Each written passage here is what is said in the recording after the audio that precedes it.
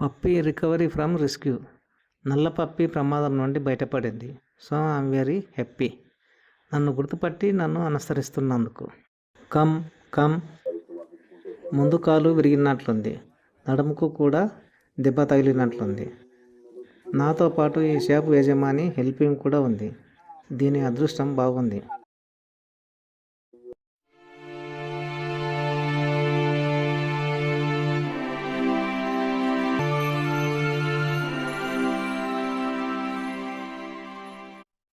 పది రోజుల క్రితం నల్ల పప్పి పరిస్థితి ఇది. లేవడానికి కూడా సరిగా రావడం లేదు. పండుకుని ఫుడ్ ఆర్ బిస్కెట్స్ తింటుంది. ఇంతటి దారుణమైన పరిస్థితిలో పప్పి ఉంది. ఎవరో పిల్లలు కర్రలతో కొట్టినట్లున్నారు. పప్పి లేవలేని స్థితి చూడండి. లేవలేక కాళ్ళతో భూమిని తన్నుతుంది. ఇటువంటి దారుణమైన పరిస్థితి ఏ జీవికి కూడా రాకూడదని మనం కోరుకుందాం. ఇటు అటు చేతగానితనంలో చూస్తుంది. నిస్సహాయ స్థితిలో ఎవరైనా సహాయం చేస్తారేమోనని చూస్తుంది. పాపం పప్పి. పప్పి స్థావరం ఇది. పప్పి కింద పడటాన్ని చూస్తే జాలిస్తుంది. నిస్సహాయ స్థితిలో అచేతనంగా పడి ఉంది. తన తోటి పప్పి వచ్చి వాసన చూస్తుంది.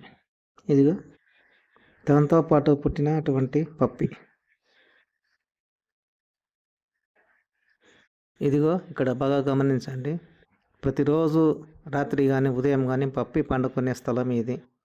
ఇది పప్పి యొక్క స్థావరం. ఈ జాడిలో అక్కడ పప్పి ఉంది. ఇక్కడి నుండి పప్పి అక్కడికి వచ్చి హాయిగా నిద్రపోతుంది. షాప్ ముందు కొంచెం కొంచెం కదులుతుంది. చప్పుడు చేస్తే మెదులుతుంది. అలాగా ఆకలేసినట్లుంది. నాలుక చరుస్తుంది. లేవడానికి పోతుంది కానీ రావడం లేదు. మట్టిని కూడా గిక్కుతుంది. లేవడం సరిగా రానట్లుంది. ఇంకా కొద్దిగా బన్ను పెడితే తినేస్తుంది.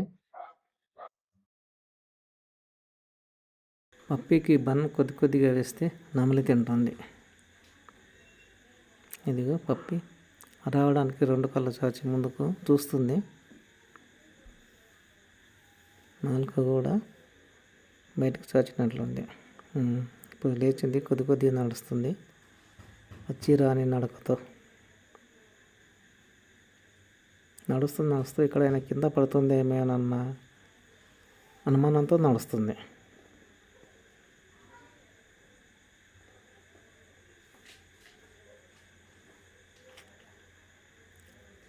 నడిచేటప్పుడు కూడా ఎక్కడ కింద పడుతుందో అనేది కూడా తెలియడం లేదు. అయినా నడుస్తుంది.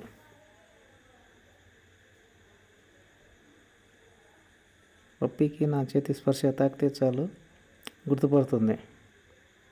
ఎందుకంటే గత వారం 10 రోజుల నుంచి ఫుడ్ పెట్టాము కదా, దానికి కాస్త కొంచెం ఐడియా వచ్చేసినట్లుంది. అదిగో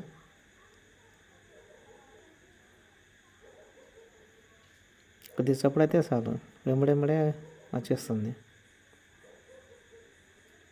అది కుక్కకున్నటువంటి విశ్వాసం. మనం తినే ఫుడ్లో కానీ ఏదైనా ఫుడ్ కొద్దిగా పెడితే చాలు అది మన వెంబడే వస్తుంది.